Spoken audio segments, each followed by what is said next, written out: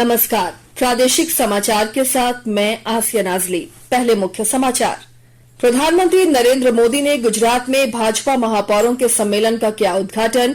शहरों के समग्र विकास और आम लोगों के जीवन को सुगम बनाने का किया आग्रह। मुख्यमंत्री हेमंत सोरेन ने साहिबगंज में 155 योजनाओं का शिलान्यास और 58 योजनाओं का किया उद्घाटन। कहा, सुखाड़ से निपटने के लिए तेजी से हो रहा काम। खेल और युवा कार्य मंत्री अनुराग ठाकुर ने कहा, खेलो इंडिया के तहत देश भर में बनाए जा रहे हैं 1000 केंद्र, खिलाड़ियों को मिलेगी विश्व स्तरीय सुविधाएं।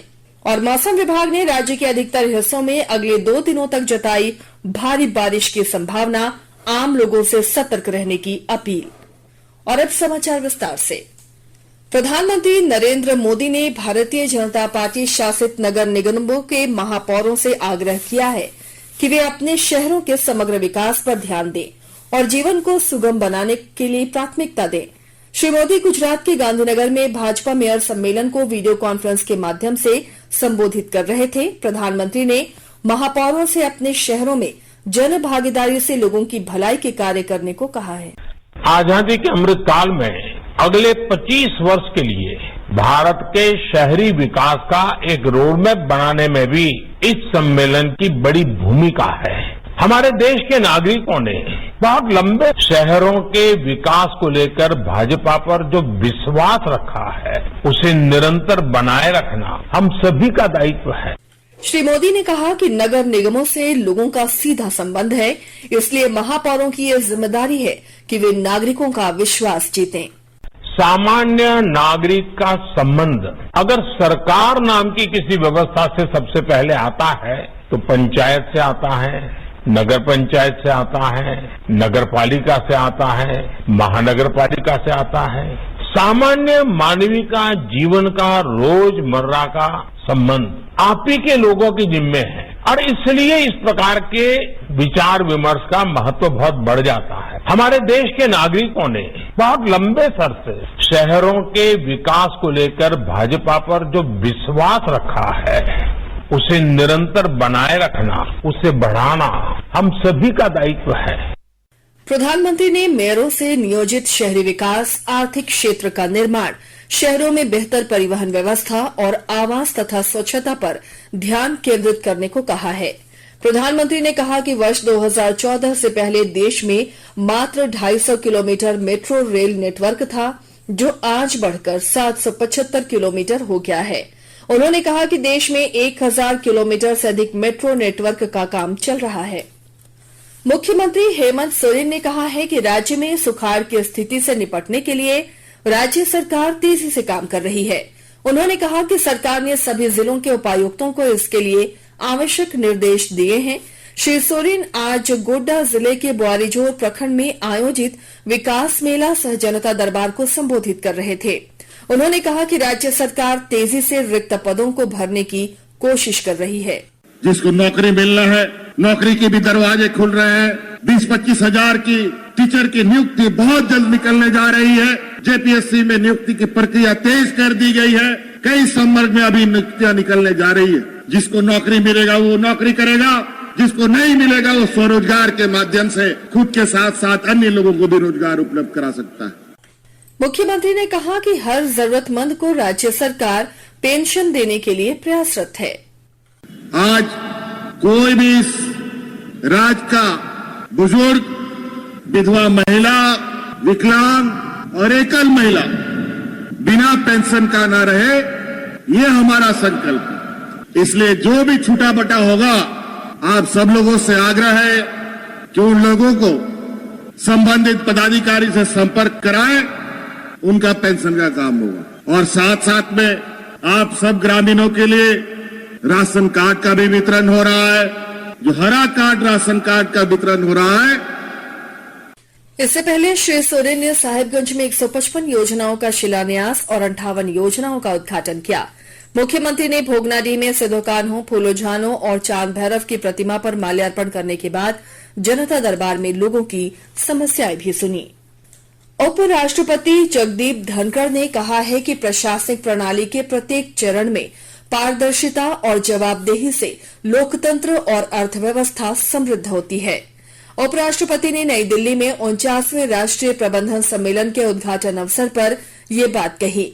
उन्होंने कहा कि औद्योगिक जगत के प्रमुख व्यक्ति अर्थव्यवस्था की कार्यक्षमता बढ़ाने में महत्वपूर्ण भूमिका निभाते हैं। श्री धनखड़ ने कहा कि भारत उन प्रमुख वैश्विक देशों में से एक है जो शिक्षा, व्यापार और प्रशासनिक कार्यों में डिजिटल प्रौद्योगिकी का इस्तेमाल करते हैं।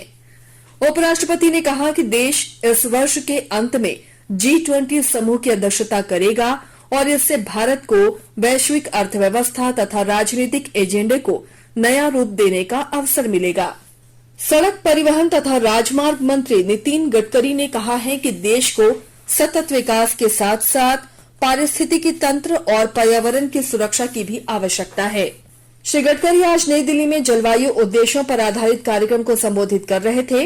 उन्होंने कहा कि भारत 14 से 16 लाख करोड़ रुपए का जीवाश्म ईंधन आयात करता है, जो कि देश पर पर्यावरणीय बोझ के साथ साथ आर्थिक भार भी है। श्री गडकरी ने कहा कि प्रधानमंत्री नरेंद्र मोदी के आत्मनिर्भर भारत दृष्टिकोण को साकार करने के लिए आयात में कमी लाने के विकल्प खोजना वर्तमान समय की आवश्यकता है। वित्त और कॉरपोरेट कार्य मंत्री निर्मला सीतारमण ने कहा है कि भारत सौर तथा पवन ऊर्जा क्षेत्र में तेजी से आगे बढ़ रहा है। सुश्री सीतारमण आज मुंबई में वैश्विक फिनटेक सम्मेलन को वर्चुअल माध्यम से संबोधित कर रही थीं। उन्होंने कहा कि सरकार अक्षय ऊर्जा को बढ़ावा देने के लिए प्रतिबद्धता के साथ कार्य कर रही है। वित्त मंत्री ने कहा कि भारत में स्थायी रूप से वित्तीय समावेशन 4 माध्यमों से लाया गया है। इनमें उपस्थिति रहित, कागज रहित, नकदी रहित और विशेष स्वीकृति रहित चरण शामिल हैं। सुश्री सीतारमण ने कहा कि केंद्रीय वित्त सेवाओं के डिजिटलीकरण ने यूपीआई के माध्यम से भुगतान द्वारा उन लोगों को सहायता पहुंचाई है जिनके पास आम बैंकिंग सुविधाएं पहले उपलब्ध नहीं थीं। वित्त मंत्री ने कहा कि देश में सबका साथ सबका विकास का विचार प्रौद्योगिकी के कारण संभव हुआ है। सुश्री सीतारमण ने बताया कि भारतीय नागरिकों को 131 करोड़ 68 लाख आधार नंबर जारी किए गए हैं। पिछले साल 940 अरब अमेरिकी डॉलर का भुगतान डिजिटल माध्यम से किया गया है। उन्होंने कहा कि जुलाई 2022 तक 338 बैंक यूपीआई प्लेटफॉर्म पर मौजूद हैं। निर्वाचन आयोग ने राजनीतिक दलों को दिए जाने वाले नगद चंदे की सीमा तय करने का सुझाव दिया है। कानून मंत्री किरेन रिजिजू को लिखे एक पत्र में मुख्य निर्वाचन आयुक्त राजीव कुमार ने कुछ संशोधन करने की सलाह दी है। पारदर्शिता और जवाबदेही बढ़ाने के लिए यह निर्णय लिया गया है। आधिकारिक सूत्रों ने बताया है कि आयोग ने गुप्त राजनीतिक चंदे की सीमा को 20,000 रूपये से घटाकर 2,000 रूपये करने का प्रस्ताव किया है। किसी भी राजनीतिक पार्टी के लिए अधिकतम 20 करोड़ रुपए का चंदा प्राप्त करने की अनुमति देने की सलाह दी गई है। आकाशवाणी अनूठी पहल के साथ स्वतंत्रता के 75 वर्ष का उत्सव मना रहा है। इसका शीर्षक है आजाद भारत की बात आकाशवाणी के साथ।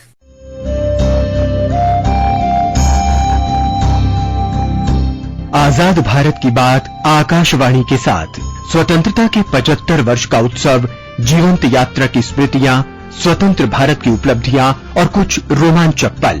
तो आप भी जुड़िए और सुनना न भूलें। 15 अगस्त से प्रतिदिन हमारे FM गोल्ड 100.1 और दूसरे चैनलों पर आजाद भारत की बात आकाशवाणी के साथ। राज्य में कोरोना के 106 सक्रिय मरीज हैं, जबकि सबसे अधिक रांची में 41 और पूर्वी सिंहभूम में 23 मरीज सक्रिय हैं। बीते 24 घंटों में कोरोना से 15 मरीज स्वस्थ हुए हैं, जबकि 16 नए मरीज मिले हैं। स्वास्थ्य विभाग के अनुसार बोकारो और खूंटी से 5-5 नए मरीज मिले हैं। इधर केंद्रीय स्वास्थ्य मंत्रालय ने कहा है कि राज्यों और केंद्र शासित प्रदेशों को अब तक 203 करोड़ 10 लाख से अधिक कोविड रोधी टीके निःशुल्क उपलब्ध कराए जा चुके हैं। 3 करोड़ 54 लाख से अधिक टीके अब भी राज्यों और केंद्र शासित प्रदेशों के पास उपलब्ध हैं। आकाशवाणी के ताजा तरीन समाचारों के लिए आप हमारी वेबसाइट newsonair.com पर लॉग इन कर सकते हैं। ताजा समाचार Twitter handle @AIR news alerts और Facebook page All India Radio News पर भी उपलब्ध है। आप प्रादेशिक समाचार एकांश के Twitter handle @AIR news _Ranchi और फेसबुक, इंस्टाग्राम पेज तथा YouTube channel AIR news Ranchi पर भी हमारे बुलेटिन सुन सकते हैं। प्रादेशिक समाचार आप आकाशवाणी रांची से सुन रहे हैं और अब पेश है कोरोना से बचाव के कुछ संदेश। चलो मिलकर एक शुरुआत करें, चलो एक फैसला आज करें, मास्क नहीं तो टोकेंगे, कोरोना को रोकेंगे, चलो एक वादा करते हैं, चलो एक वादा करते हैं, मास्क नहीं तो टोकेंगे, कोरोना को रोकेंगे। भारत सरकार द्वारा जनहित में जारी। कोविड-19 से बचाव और सुरक्षित रहने के 3 उपाय। मास्क लगाएं, 2 गज दूरी है जरूरी, सुरक्षित दूरी रखें, हाथ और मुंह साफ रखें। खेल और युवा कार्य मंत्री अनुराग ठाकुर ने कहा है कि केंद्र सरकार ने खिलाड़ियों को विश्व स्तरीय खेल सुविधाएं उपलब्ध कराने के लिए कई कदम उठाए हैं। खेलों में डिजिटलीकरण और इंडियन प्रीमियर लीग की शुरुआत करने जैसे मोदी सरकार की उपलब्धियों का जिक्र करते हुए श्री ठाकुर ने कहा कि खेलो इंडिया के तहत देश भर में 1000 केंद्र स्थापित किए जा रहे हैं। वे आज अमृतसर में गुरु नानक देव विश्वविद्यालय के 52वें वार्षिक खेल सम्मान समारोह की अध्यक्षता कर रहे थे। नागर विमानन मंत्री ज्योतिरादित्य सिंधिया ने कहा है कि देश में पिछले 8 वर्ष में घरेलू यात्रियों की संख्या दोगुनी हो गई है। श्री सिंधिया ने नई दिल्ली में 49वें राष्ट्रीय प्रबंधन सम्मेलन को संबोधित करते हुए ये जानकारी दी। उन्होंने बताया कि वर्ष 2013-14 में घरेलू यात्रियों की कुल संख्या 7 करोड़ 30 लाख थी, जो अब बढ़कर 14 करोड़ 40 लाख हो चुकी है। श्री सिंधिया ने कहा कि पिछले 8 साल में हवाई अड्डों की संख्या भी 74 से बढ़कर 141 हो गई है। उन्होंने कहा कि सरकार अंतिम छोर तक हवाई कनेक्टिविटी प्रदान करने के लिए छोटे हवाई अड्डे बनाने पर विचार कर रही है। श्री सिंधिया ने कहा कि सरकार हवाई संपर्क बढ़ाने के लिए एक नई हेलीकॉप्टर नीति भी लेकर आई है। मौसम विभाग ने राज्य के अधिकतर हिस्सों में अगले 2 दिनों तक भारी बारिश की संभावना जताई है। वहीं 23 और 24 सितंबर को राज्य भर में हल्के से मध्यम दर्जे की बारिश होने का अनुमान है। रांची स्थित मौसम केंद्र के वरीय वैज्ञानिक अभिषेक आनंद ने बताया कि बंगाल की खाड़ी में निम्न दबाव बनने के कारण रांची समेत आसपास के हिस्सों में पिछले 2 दिनों से बारिश हो रही है। मौसम विभाग ने बारिश की संभावना को देखते हुए येलो अलर्ट जारी किया है और आम लोगों से सतर्क और सावधान रहने की अपील की है। मुख्यमंत्री हेमंत सोरेन 22 सितंबर को सभी जिलों के पुलिस अधीक्षकों के साथ राज्य में विधि व्यवस्था को लेकर समीक्षा बैठक करेंगे। इस बैठक में गृह सचिव, पुलिस महानिदेशक, सभी जोन के पुलिस महानिरीक्षक और सभी रेंज के पुलिस उप महानिरीक्षक भी उपस्थित होंगे।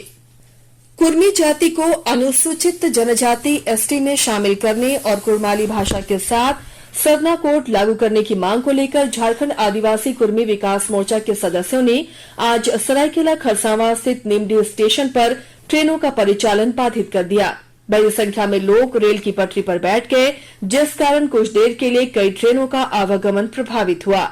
इस बीच हावड़ा से रांची आ रही शताब्दी एक्सप्रेस ट्रेन की एक बोगी पर कुछ लोगों ने पथराव भी किया, जिससे बोगी की खिड़की के शीशे टूट गए। प्रदर्शन की वजह से कई पैसेंजर ट्रेनों को आज रद्द कर दिया गया, वहीं कई ट्रेनों का रूट बदल दिया गया है। लोहरदगा जिले के उपायुक्त डॉक्टर वाघमारी प्रसाद कृष्ण ने कोविड टीकाकरण के लिए घर घर अभियान शुरू करने का निर्देश दिया है। आज एक समीक्षा बैठक के दौरान उपायुक्त ने अगले 15 दिनों के अंदर कोविड टीकाकरण की स्थिति में न्यूनतम 20% की वृद्धि हासिल करने के आदेश दिए हैं। पूर्वी सिंहभूम जिले के सिद्धगोड़ा से पुलिस ने 6 नाबालिगों समेत 8 लोगों को चोरी के आरोप में गिरफ्तार किया है। जिले के ग्रामीण पुलिस अधीक्षक मुकेश कुमार लोड़ायत ने आज एक संवाददाता सम्मेलन में इसकी जानकारी दी। इनके पास से चोरी के सामान, मोबाइल, लैपटॉप, सोने और चांदी के जेवर बरामद किए गए हैं। इधर सरायकेला खरसावां जिले के गम्हरिया से पुलिस ने वाहन चेकिंग के दौरान हथियारों के साथ एक अपराधी को गिरफ्तार किया है। झारखंड राज्य राजस्व उप निरीक्षक संघ के बैनर तले चल रहे आंदोलन में पश्चिमी सिंहभूम जिले के राजस्व कर्मचारी भी आज से शामिल हो गए हैं। अपनी 11 सूत्री मांगों को लेकर पिछले 16 सितंबर से शुरू हुए इस आंदोलन में जिले के सभी 18 अंचलों के कर्मचारी धरना प्रदर्शन कर रहे हैं। इस वजह से अंचलों में सभी तरह के कामकाज ठप हो गए हैं। और अब अंत में मुख्य समाचार एक बार फिर।